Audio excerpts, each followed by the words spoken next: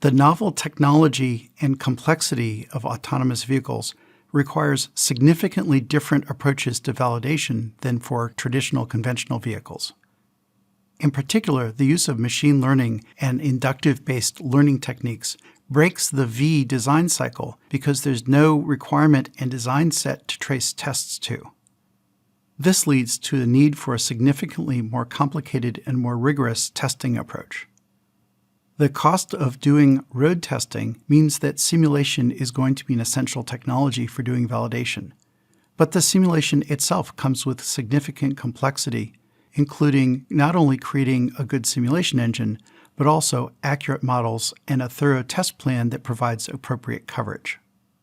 The last piece is to remember that perception is arguably the hardest part of these systems, and many simulation approaches assume the perception is perfect and take it from there.